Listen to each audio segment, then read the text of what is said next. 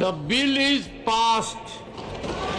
ভারতের রাষ্ট্রপতি দ্রৌপদী মুর্মুর স্বাক্ষরের পর আইনে পরিণত হয়েছে ওয়াকফ সংশোধনী বিল। তবে আইনটি বাতিলের দাবিতে বিভিন্ন রাজ্যে চলছে প্রতিবাদ। পথে নেমেছেন মুসলিম সম্প্রদায়ের মানুষ। পশ্চিমবঙ্গেও গেল কয়েকদিন ধরে চলছে এই আন্দোলন। কোথাও কোথাও তা রূপ নিয়েছে সহিংসতায়। গেল 4 দিন ধরে উত্তপ্ত মুর্শিদাবাদের শমশেরগঞ্জ, সুতি, ধুলিয়ান সহ বিভিন্ন এলাকা। গুলিবিদ্ধ হয়ে এক কিশোরের মৃত্যুর ঘটনাকে কেন্দ্র করে শুরু হয় অবরোধ। সে সময় পুলিশের সঙ্গে জনতার সংঘর্ষ শুরু হলে মৃত্যু হয় আরও এক কিশোরের। এসব ঘটনার জেরে তোপের মুখে পড়েন তৃণমূলের ফারাক্কা আসনের বিধায়ক মনিরুল ইসলাম ও জঙ্গিপুরের সংসদ সদস্য খলিলুর রহমান। এ সময় তাদের বাড়িঘরে হামলা ও ভাঙচুর চালানো হয়। সহিংসতার জন্য জঙ্গি সংগঠন আনসারুল্লাহ বাংলা টিমকে দায়ী করেন রাজ্যের বিরোধী দলীয় নেতা শুভেন্দু অধিকারী। রাজ্যের রাষ্ট্রপতি শাসন জারির দাবিও তোলেন তিনি।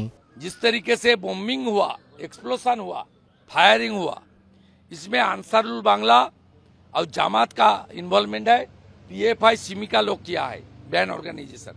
It's a law and order situation disaster. Please impose president's rule. এদিকে ওয়াকফ আইন নিয়ে বিরোধীদের অভিযোগের জবাব দিতে মাঠে নেমেছেন প্রধানমন্ত্রী নরেন্দ্র মোদী। সোমবার সকালে হরিয়ানার হিসারের জনসভায় কংগ্রেসের মুসলিম তোষণ নিয়ে প্রশ্ন তোলেন তিনি। लेकिन कांग्रेस ने देश में वोट बैंक का वायरस फैला दिया। लेकिन कांग्रेस ने एससी, एसटी, ओबीसी को सेकंड क्लास सिटीजन बना दिया। এছাড়াও চলমান পরিস্থিতিতে আইন নিজের হাতে তুলে না নেওয়ার আহ্বান জানিয়েছেন পশ্চিমবঙ্গের রাজ্যপাল। অন্যদিকে বিতর্কিত এই আইন বাতিলের দাবিতে হায়দ্রাবাদেও বড় বিক্ষোভ হয়েছে। এতে অংশ নেন বিভিন্ন শ্রেণী পেশার মানুষ।